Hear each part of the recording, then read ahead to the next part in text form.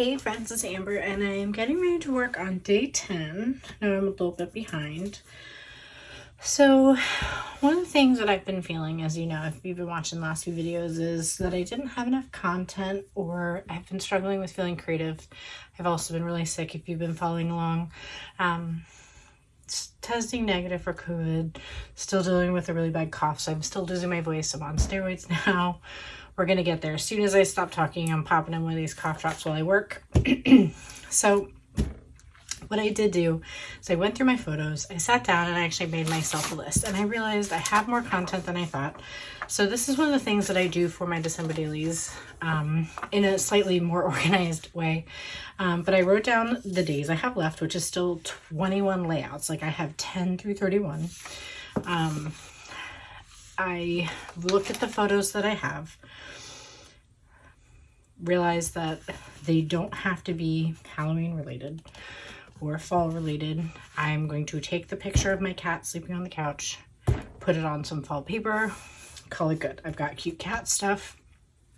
So I was planning to include the cats in here anyway, especially with some cute transparencies and papers that I have in my stash. But I digress. So one of the days in October, because of breast cancer awareness, they had all pink donuts at Crumbl. I took a picture of my donuts because they were cute. And I thought because this was a mostly pink layout, it would be fun to do pink across from there. I don't even know what day it was from, so I just picked pink donuts for that. So I am picking some pattern paper. I think I'm leaning towards this stripe paper so that it coordinates but is very different. There's a tiny little spider web up here and some stripes along the side. So I'm debating if I want the splatter to show or the spider web to show. So I need to kind of, well, I can do it with you. I need to like hold the photo on here and lay it next to the other layout. But thinking about this pattern paper, this is of course from the Prima collection. This is this year's papers.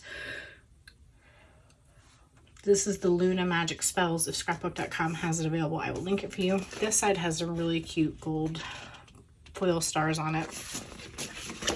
I considered briefly doing spiderwebs across from spiderwebs, but it's too dark, so I'm eliminating that one. And then what I think I want to do is take tag from this pattern paper. It's from this year's collection as well. It's the Pumpkin Spells. I already used this side in another layout back here, and I really loved that orange pattern. I'm actually trying to figure out what I did with the scraps to see if I had the tag cut out, and I can't seem to find that scrap. So before I cut, I'm going to dig a little bit harder, but I'm going to cut out this trick or treat tag here, because even though it's not Halloween, it still treats. So I think that I'm going to do that. Considered maybe adding like the spider web to help tie it in, or a third item just for funsies, basically. Maybe doing 3 across the top. I also still have a box here and it's pink.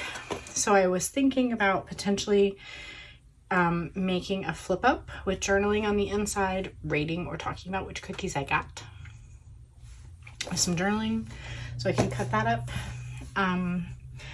Or if I want, I could just do them too high, but I really want the pattern paper to show.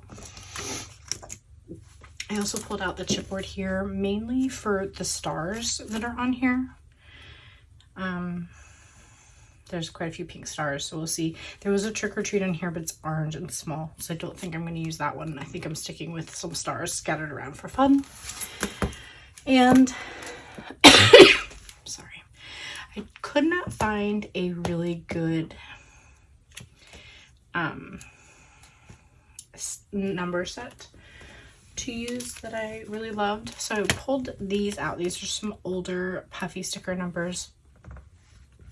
It's a really bold hot pink, but this is kind of darker, so I thought maybe it might work.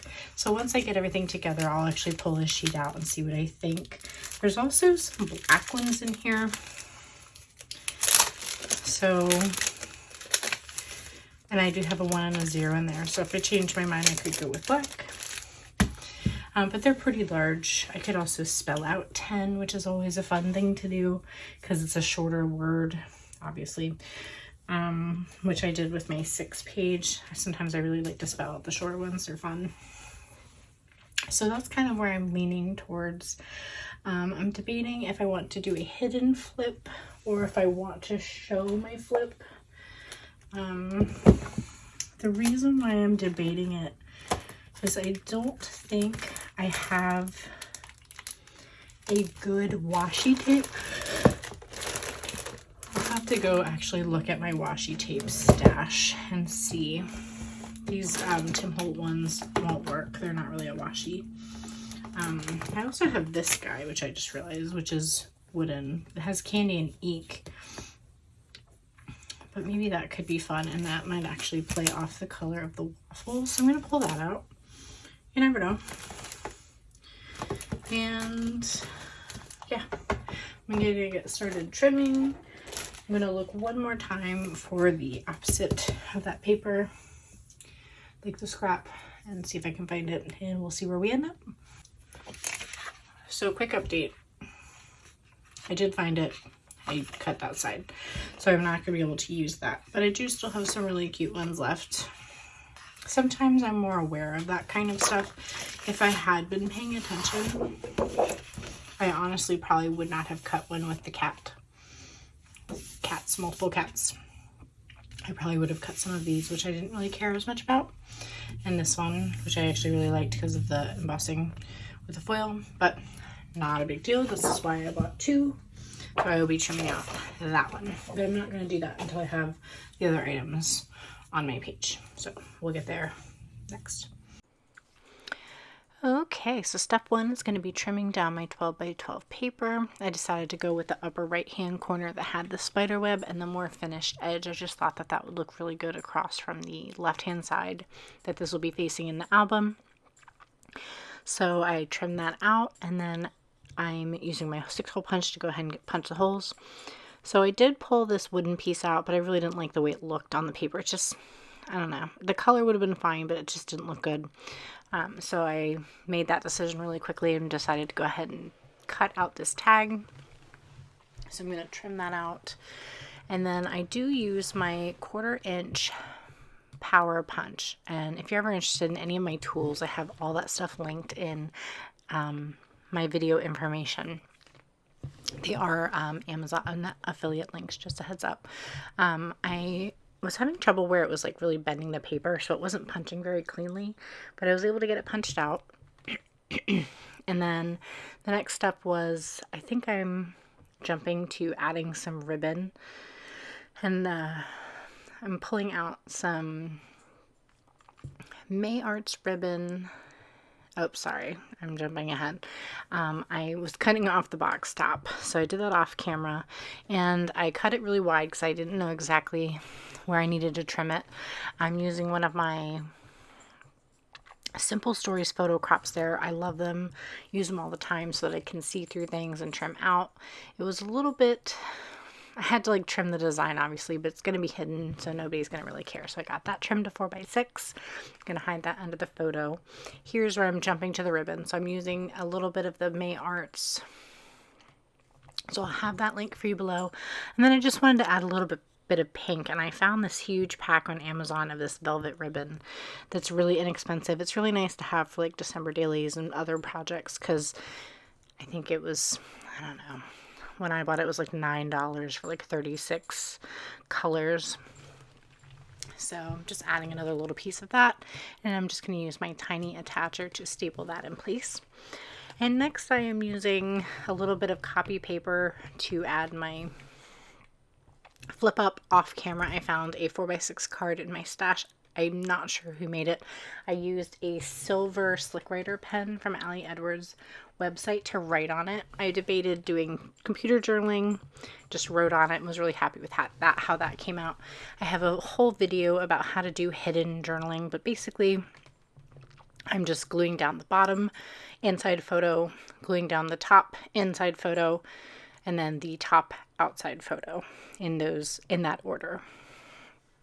When I do it, I just fold the pieces down. Here you can see I'm actually adding washi tape, but I didn't want to use that to hold everything together. I'm just using it more as a decorative element. I wish I could tell you who makes this one. It's a spiderweb design. The silver's kind of metallic. I'm pretty sure I just picked it up at a craft store, so I'm not sure who exactly makes it. Here is when I pulled out the numbers. The hot pink looked okay. I was fine with it. I also pulled out the black just to see, but it was too small. Didn't take up enough space for the amount of space I had. So I went ahead and pulled out the chipboard letters to see because they were just right at my desk.